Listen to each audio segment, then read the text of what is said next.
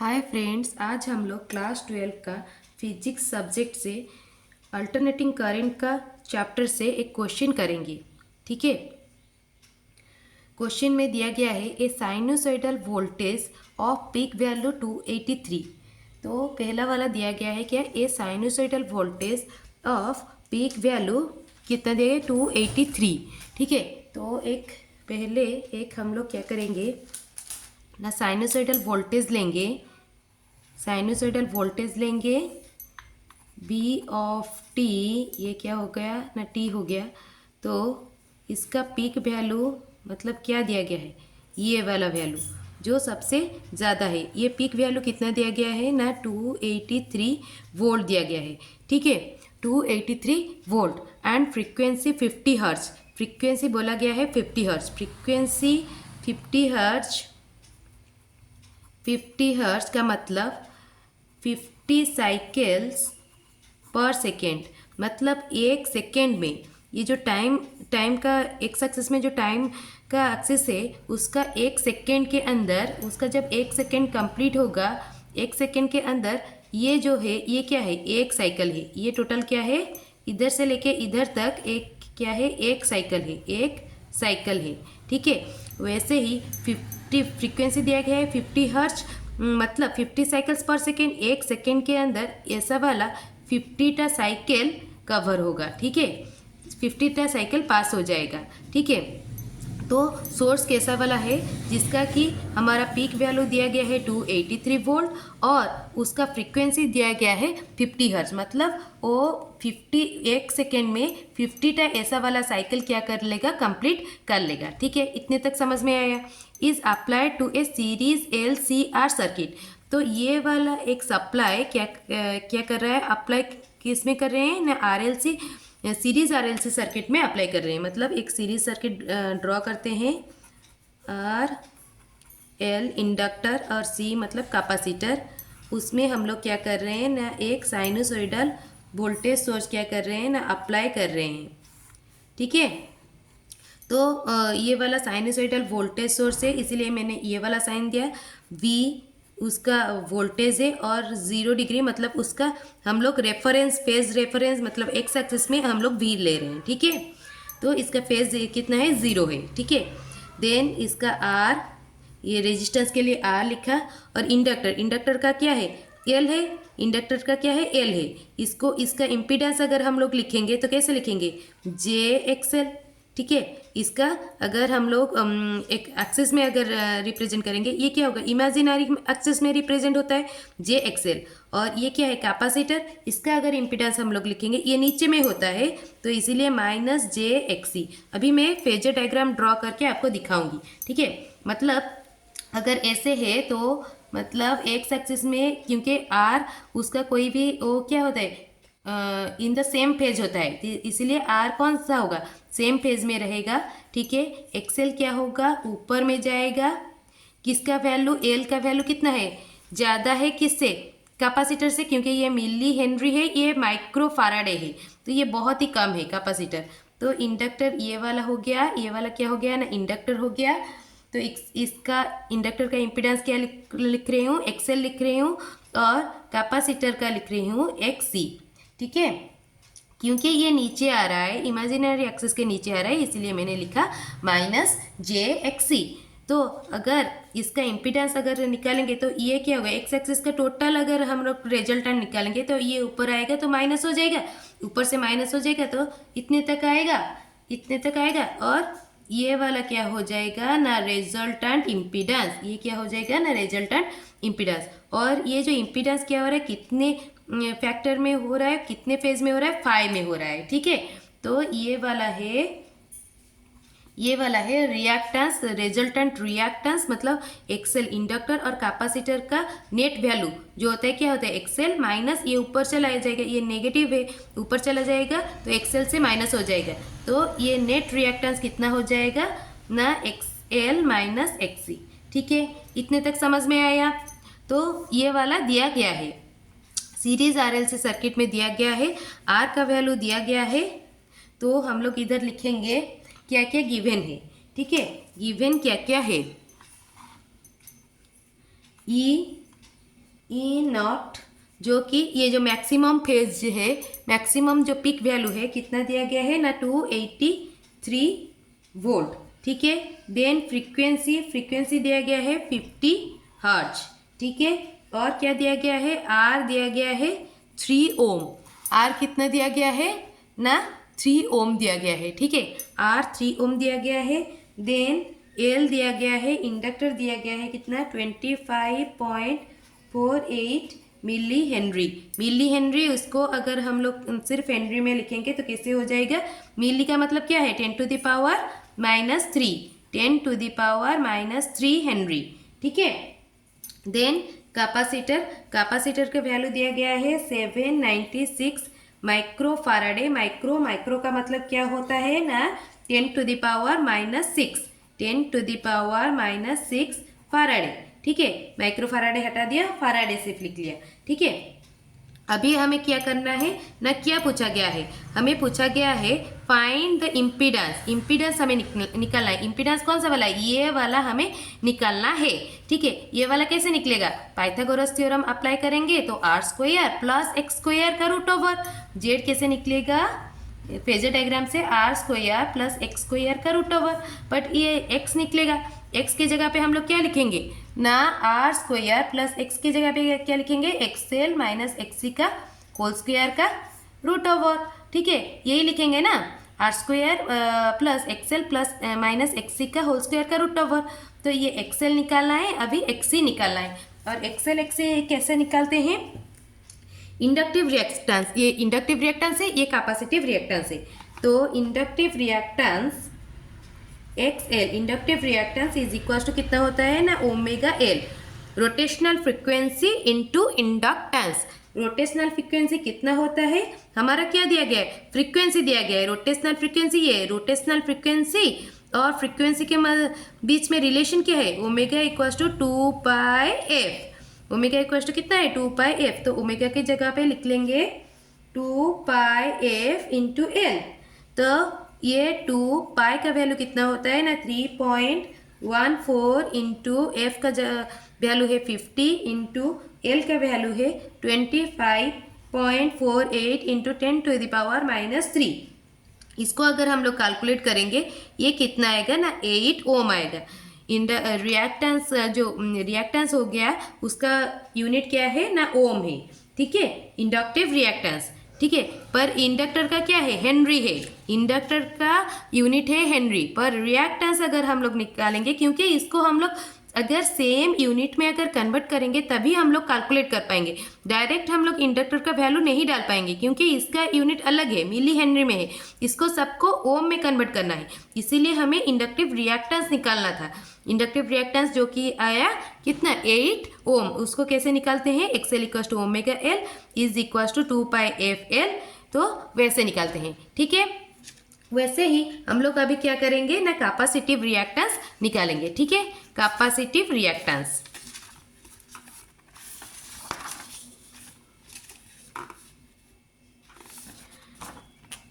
क्या निकालेंगे ना कैपेसिटिव रिएक्टेंस। कैपेसिटिव रिएक्टेंस ये क्या है,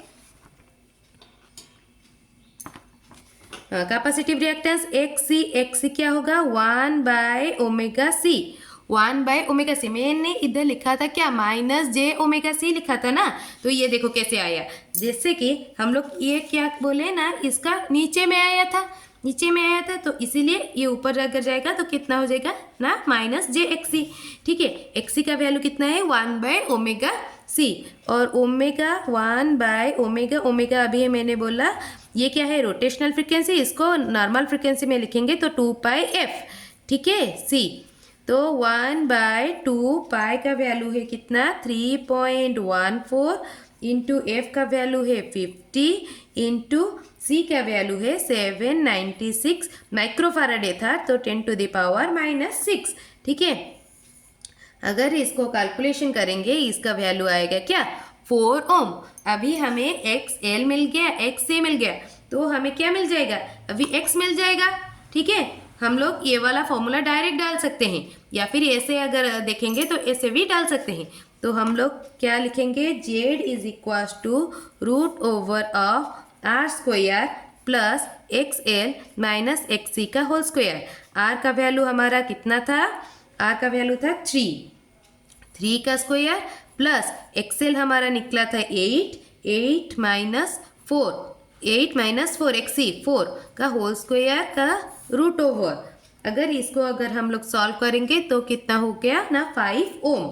ठीक है, ये वाला सॉल्विंग आप करो क्योंकि अभी इसको अगर करेंगे तो टाइम वेस्ट होगा। ठीक है, अभी उसके बाद क्या दिया गया, phase difference between the voltage across the source, मतलब सोर्स के अक्रॉस में जो वोल्टेज है उसका फेज और किसका फेज, करंट का, उसमें जो करंट जो फ्लो हो रहा है, इसमें जो करंट फ्लो हो रहा है उसका फेज में कितना डिफरेंस है, इसका फेज में कितना डिफरेंस है, ये हमें क्या करना है ना निकालना है।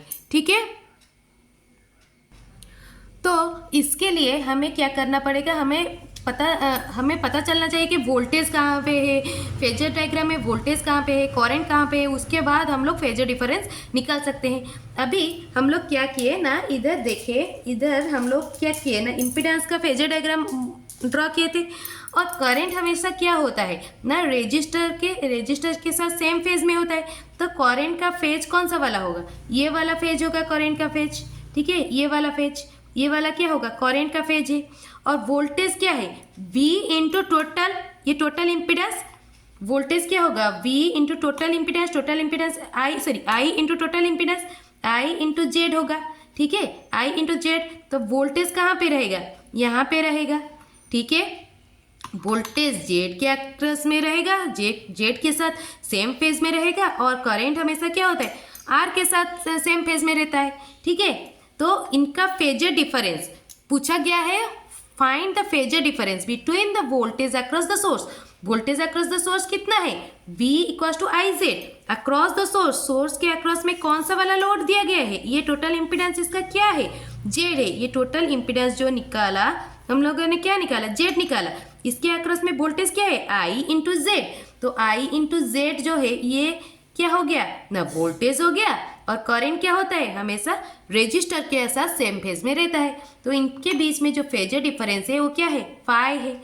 ठीक है, फेजर डिफरेंस जो है वो फाई है, इसको हमें क्या करना है, अभी निकालना है। ठीक है, अगर हम लोग इसमें ट्यान का अगर फॉर्मूला डालेंगे, हमें क्या है ना, देखो ट्यान का अगर फॉर्मूला डालेंगे, tan theta, tan phi is equal to कितना होगा, एक्स बाय आर होगा ना, नहीं तो ट्यान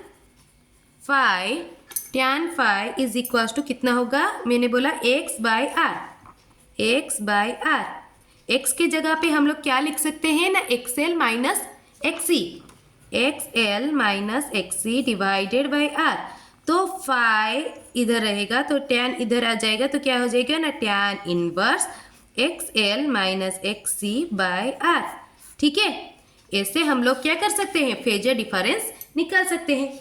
तो अभी कितना हो गया ना, टैन इनवर्स एक्सएल कितना दिया गया है 8 और एक्सी हमारा क्या निकला था 4 डिवाइडेड बाई 3। तो टैन इनवर्स कितना हो गया ना 4/3। तो इसको अगर हम लोग अगर कैलकुलेटर में कैलकुलेट करेंगे तो कितना आया ना 53.1 degree, 53.1 degree. This is known as the phase difference. और अभी हमें पता करना है कि ये जो फेज जो है तो आई क्या हो रहा है, नीचे आ रहा है, वोल्टेज से नीचे आ रहा है। कितना डिग्री नीचे आ रहा है 53.1 डिग्री नीचे आ रहा है। तो हमेशा हमारा जब फेज अगर कैलकुलेट करते हैं, एंगल हमेशा क्या होता है ऊपर का तरफ जब जाता है, ऐसे एंटी क्लॉकवाइज जब जाता है तब क्या होता है ना उसका साइन पॉजिटिव होता है। जब ये नीचे की तरफ आता है वो उल्टा जाता है, उसका साइन क्या हो जाएगा ना नेगेटिव हो जाएगा। पर ये वोल्टेज क्या हो रहा है, जो करंट क्या हो रहा है वोल्टेज से पीछे रह रहा है, वो वोल्टेज करंट से आगे जा रहा है। पॉजिटिव साइन के अगर देखेंगे तो करंट से वोल्टेज क्या हो रहा है ना आगे जा रहा है। एंटी क्लॉकवाइज जब होता है तो एंगल क्या होता है पॉजिटिव होता है, और क्लॉकवाइज जब होता है एंगल क्या हो जाता है नेगेटिव हो जाता है। तो वोल्टेज से करंट क्या हो रहा है ना पीछे रह रहा है, तो current is lagging, current lag कर रहा है किससे, वोल्टेज से लैग कर रहा है। कितना डिग्री लैग कर रहा है 53.1 डिग्री लैग कर रहा है। फेजर डिफरेंस का मतलब समझ में आया। The the current in the circuit lags behind the voltage by 53.1 degree. ठीक है, 53.1 डिग्री में वो क्या कर रहा है ना, लैग कर रहा है। अभी थर्ड क्वेश्चन क्या दिया, the power dissipated in the circuit. तो ये सर्किट में कितना पावर क्या हो रहा है ना, डिसिपेट हो रहा है। कितना पावर, पावर हमेशा कहाँ पे डिसिपेट होता है, रेजिस्टर में लॉस होता है ना, नहीं, रेजिस्टर में जो पावर लॉस होता है वही क्या होता है ना, सर्किट में टोटल डिसिपेट होता है, क्योंकि ये सब क्या है, energy storing element, this is the energy loss element. तो इधर पावर डिसिपेट हो रहा है, ओनली रेजिस्टर में पावर क्या हो रहा है ना, डिसिपेट हो रहा है। तो पावर का फॉर्मूला क्या होता है, तो पावर का फॉर्मूला क्या होता है, V इंटू आई होता है ना, नहीं, तो V का वैल्यू कितना होता है, I इंटू आर इंटू आई। ठीक है, सॉरी I इंटू वी कितना है, I इंटू आर नहीं, सॉरी, V का वैल्यू कितना है, I इंटू जेड है, V कितना है, I इंटू जेड है। ठीक है, सही सही सही सही, sorry sorry sorry, V into I है। तो हमारा इधर क्या दिया है ना, डिसिपेटेड इन द सर्किट, मतलब रेजिस्टर में हो रहा है, तो वोल्टेज कितना हो जाएगा, I into R into I, that is I square R. ठीक है, आई स्क्वायर आर आ गया। ठीक है, अभी ये जो आई है, करंट है, वो कितना है, V बाय जेड है, V बाय जेड है। आई जो है उसका वैल्यू क्या है, V बाय जेड, क्योंकि टोटल इम्पीडेंस में इसमें भी करंट जा रहा है, इसमें भी करंट जा रहा है, टोटल इम्पीडेंस के अक्रॉस में वोल्टेज अप्लाई हो रहा है, V बाय जेड। ठीक है, तो ये वाला हम लोग क्या लिखेंगे,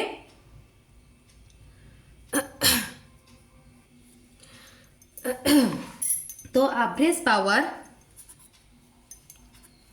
ये सब एवरेज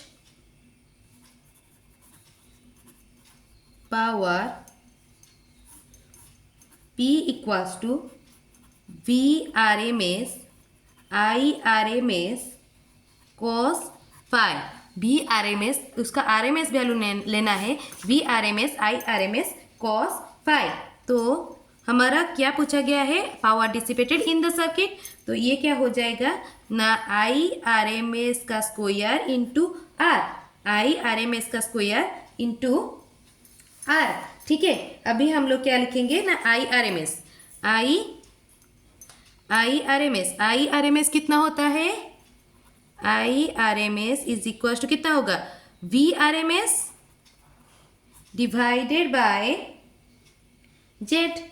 तो V R M S value कितना होता है, V R M S is equal to V peak, peak value जो होता है divided by √2, V peak divided by √2। V peak कितना दिया गया है, 283 डिवाइडेड बाय √2। ठीक है, अभी हम लोग ये वाला इसमें डाल देंगे, तो कितना आ गया ना, 283 divided by √2 I R M S का स्क्वायर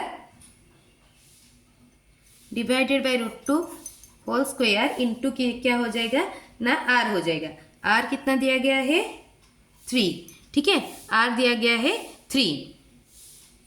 अभी ये जो आई आर एम एस अभी हम लोग अलग से लिख लेते हैं, I R M S is equal to 283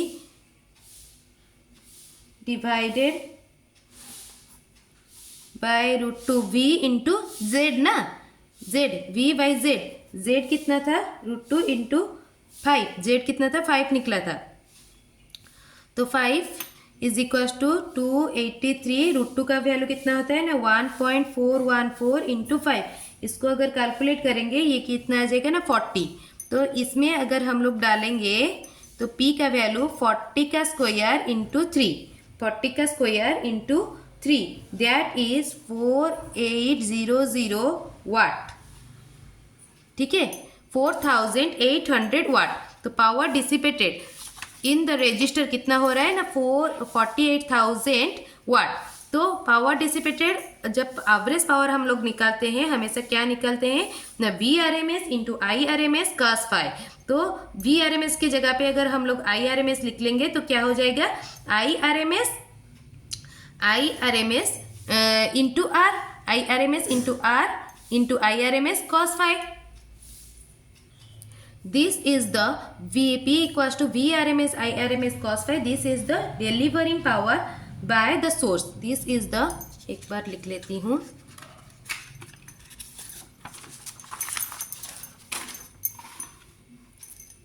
P equals to VRMS IRMS cos phi in what?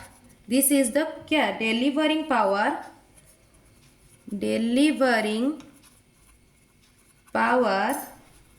by the source. ठीक है, और P equals to I R M S square into R, ये क्या है न, ऑब्जर्विंग, जो पावर ऑब्जर्व हो रहा है, observing power by the element. Element मतलब कौन सा वाला है ना, रजिस्टर. रजिस्टर में वो क्या हो रहा है ना, ऑब्जर्व हो रहा है. देन अभी आया और थर्ड क्वेश्चन क्या दिया गया था, the power factor. Power factor कैसे निकलते हैं, हमारा ये जो फेज एंगल तो निकल गया, फेज डिफरेंस जो है वो निकल गया. पावर फैक्टर वो कितना होता है ना, cos phi होता है. cos हमारा phi कितना निकला था, 553.1 डिग्री. दैट इज ऐसे अगर डालेंगे तो कितना आएगा ना, 0.6. इसका क्या हो गया ना, पावर फैक्टर हो गया. ठीक है, अगर मेरा एक्सप्लेनेशन, ये क्वेश्चन समझाने का एक्सप्लेनेशन अगर आपका समझ में आए, please like, share and subscribe my channel and share it more to the class 12 students so that they will be beneficial. Thank you so much.